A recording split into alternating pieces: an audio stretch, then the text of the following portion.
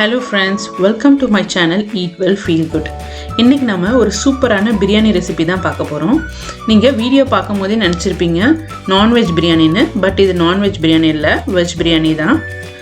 Friends, நாம இன்னைக்கு செய்ய போறது வந்து பாத்தீங்கன்னா சோயா சங்க் பிரியாணி. இதை எப்படி செய்யலாம்னு இப்ப வீடியோல போய் பார்க்கலாம் வாங்க. ஃபர்ஸ்ட் நம்ம இதுக்கு தேவையான இன்கிரிடியன்ட்ஸ்லாம் என்னன்னு பார்த்துடலாம். அதுக்கப்புறம் வீடியோல போய் நம்ம ஸ்டெப் பை ஸ்டெப் பார்க்கலாம்.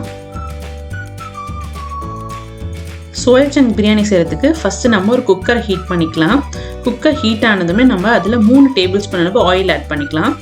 ஆயில் வந்து கொஞ்சம் சேர்த்து ஆட் பண்ணிங்கன்னா உங்களுக்கு பிரியாணி நல்லா உதிரியாக வரும். இப்போ ஆயில் ஹீட் ஆனதும் அதில் நம்ம பட்டை, கிராம்பு, ஏலக்காய் ஆட் பண்ணிக்கலாம்.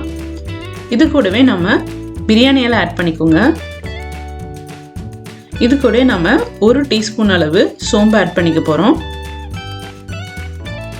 இப்போ நம்ம ஆட் பண்ண சோம்பு, பட்டை, ஏலக்காயெல்லாம் வந்து பொரிஞ்சிருச்சு. இந்த டைமில் நம்ம 2 டேபிள் ஸ்பூன் அளவுக்கு இஞ்சி பூண்டு பொடியாக கட் பண்ணி வச்சுருக்கேன், அதை ஆட் பண்ணிக்கலாம். நீங்கள் பேஸ்ட்டாக ஆட் பண்ணுறீங்கன்னா 1 டேபிள் ஸ்பூன் போதும். பொடியாக கட் பண்ணி ஆட் பண்ணிங்கன்னா 2 டேபிள் ஸ்பூன் ஆட் பண்ணிக்கோங்க. அடுத்து நம்ம இதில் 3 பச்சை மிளகாவை இந்த மாதிரி நீல வாக்கில் கட் பண்ணி ஆட் பண்ணிக்கோங்க. இப்போ பச்சை மிளகாய் ஆட் பண்ணி அதை நம்ம ஃப்ரை பண்ணதும் நெக்ஸ்ட்டு நம்ம ஒரு பெரிய வெங்காயத்தை பொடியாக நறுக்கி ஆட் பண்ணிக்கலாம். இதையும் நீங்கள் நல்லா வந்து ப்ரௌன் ஆகுற வரைக்கும் வந்து ஃப்ரை பண்ணி எடுத்துக்கோங்க. நல்லா வெங்காயம் வதங்கிச்சுன்னா தான் உங்களுக்கு பிரியாணிக்கு டேஸ்ட் கொடுக்கும். இப்போ பாருங்கள், நல்லாவே வெங்காயம் வந்து ப்ரௌன் கலர் ஆகிடுச்சு. இந்த டைமில் நம்ம 3 மீடியம் சைஸ் தக்காளி ஆட் பண்ணிக்கலாம். பெரிய தக்காளியாக இருந்தால் 2 மட்டும் ஆட் பண்ணிக்கோங்க. மீடியம் சைஸ் தக்காளினா 3 ஆட் பண்ணிக்கோங்க. தக்காளியை நல்லா ஃப்ரை பண்ணி எடுத்துக்கோங்க. அது அப்படியே நல்லா குழஞ்சி வரணும். இப்போ பார்த்தீங்கன்னா தக்காளி நல்லா ஃப்ரை ஆகிடுச்சு. இந்த டைமில் நம்ம இது கூடவே வந்து புதினா இலைலாம் ஆட் பண்ணிக்கலாம். 1 கைப்பிடி அளவு புதினா இலை ஆட் பண்ணிக்கோங்க. அதே மாதிரி 1 கைப்பிடி அளவு நம்ம கொத்தமல்லி இலையும் ஆட் பண்ணிக்கலாம். பிரியாணி செய்யும் போது ஸ்டார்டிங்கில் நீங்கள் புதினாவும் கொத்தமல்லியும் ஆட் பண்ணிங்கன்னா உங்களுக்கு பிரியாணி நல்ல வாசமாக இருக்கும். புதினா கொத்தமல்லி ஆட் பண்ணதுக்கப்புறமா நம்ம இது கூடவே வேக வச்சு எடுத்து வச்சுருக்க சோயா சங்க்ஸ் ஆட் பண்ணிக்கலாம். இதை நான் வந்து 10 நிமிஷம் சுடு தண்ணியில் வேக வச்சு தண்ணியை ஃபுல்லாக வடிச்சிட்டு எடுத்திருக்கேன். இப்போ நம்ம பிரியாணிக்கு தேவையான மசாலாலாம் ஆட் பண்ணிக்கலாம். 1 டீஸ்பூன் அளவுக்கு கொத்தமல்லி தூள், 1 டீஸ்பூன் மிளகாய் தூள், அதுக்கடுத்து 1/2 டீஸ்பூன் அளவுக்கு நம்ம மஞ்சத்தூள் ஆட் பண்ணிக்கலாம். கடைசியாக நம்ம 1 டீஸ்பூன் அளவுக்கு கறி மசாலா ஆட் பண்ணிக்கலாம். இந்த கறி மசாலா வந்து பார்த்திங்கன்னா வீட்டிலே அரைச்சது, நல்ல வாசமாக இருக்கும். அதனால் 1 டீஸ்பூன் மட்டும் போட்டுக்கிட்டால் போதும். இப்போ இது எல்லாத்தையும் நல்லா மிக்ஸ் பண்ணி விடுங்க. அந்த மசாலா எல்லாம் அந்த சோயா சங்கில் இறங்கணும். ஸோ கொஞ்ச நேரம் வந்து நம்ம இதை மிக்ஸ் பண்ணி விட்டு வேக விட்டுக்கலாம். இப்போ பார்த்திங்கன்னா எல்லாமே நல்லா மிக்ஸ் ஆகிடுச்சு. இந்த டைமில் நம்ம என்ன பண்ண போகிறோம்னா 2 டேபிள் ஸ்பூன் அளவுக்கு இதில் கெட்டியான தயிர் ஆட் பண்ணிக்கலாம். தயிர் ஆட் பண்ணும்போது உங்களுக்கு அந்த லைட்டாக ஒரு புளிப்பு ஃப்ளேவர் கிடைக்கும். ஸோ அது நல்லாயிருக்கும். நீங்கள் கெட்டியான தயிரை ஆட் பண்ணிக்கோங்க 2 டேபிள் ஸ்பூன் அளவுக்கு. இப்போ இதையும் நம்ம மிக்ஸ் பண்ணி விட்டுக்கலாம். இப்போ நம்ம பிரியாணிக்கு தேவையான அளவு உப்பு ஆட் பண்ணிக்கிட்டோம். இந்த உப்பை வந்து நல்லா மிக்ஸ் பண்ணி விட்டுக்கோங்க. எல்லா மசாலாவோடும் இது வந்து கலந்து வரணும்.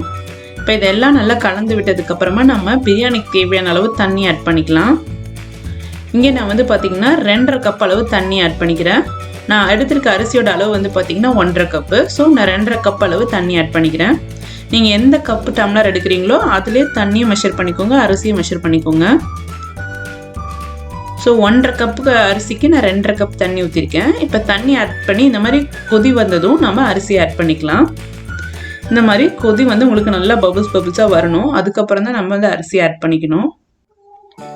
அரிசி வந்து நீங்கள் ஒரு 20லேருந்து 30 நிமிஷம் மட்டும் ஊற வச்சா போதும். ரொம்ப நேரம் ஊற வைக்காதீங்க. அதுக்கப்புறம் நம்ம இதில் ஆட் பண்ணிக்கலாம். அரிசி ஆட் பண்ணதும் ரொம்ப வந்து நம்ம கரண்டி வச்சு கலந்து விட வேணாம், ஏன்னா அரிசியெல்லாம் உடஞ்சிரும். ஸோ லேசாக கலந்து விட்டுருங்க. இது இப்போ கலந்து விட்டதுக்கப்புறமா இது ஒரு கொதி வரணும். அதுக்கப்புறமா நம்ம இதில் புதினா இலை ஆட் பண்ணிவிட்டு லிட்டு க்ளோஸ் பண்ணிடலாம். இப்போ பாருங்கள், அங்கங்கே வந்து பபிள்ஸ் வர ஆரம்பிச்சிச்சு. இந்த டைமில் நம்ம 1/2 டேபிள் ஸ்பூன் அளவுக்கு நெய் ஆட் பண்ணிக்கலாம். நெய் ஆட் பண்ணிக்கிட்டால் பிரியாணி உதிரியாக வரும். கடைசியாக நம்ம கொஞ்சமாக வந்து புதினா இலை ஆட் பண்ணிக்கலாம். புதினா இலை ஆட் பண்ணி இப்போ நம்ம லிட்டை வந்து க்ளோஸ் பண்ணி இதை வந்து 2 விசிலுக்கு வேக வச்சு எடுங்க போதும். ஹை ஃப்ளேமில் 2 விசில் வச்சு எடுத்திங்கன்னா உங்களுக்கு வந்து பிரியாணி வந்து ரெடி ஆயிரும்.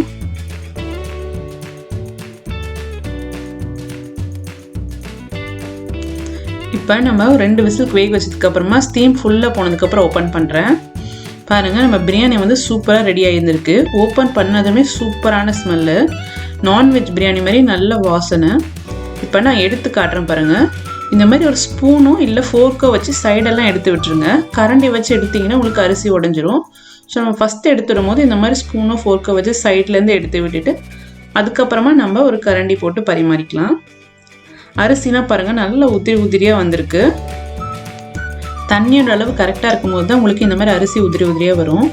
அவ்வளோதான் ஃப்ரெண்ட்ஸ், நம்மளோட சூப்பரான பிரியாணி வந்து ரெடி ஆயிடுச்சு. இந்த ரெசிபியை நீங்கள் கண்டிப்பாக ட்ரை பண்ணி பாருங்கள்.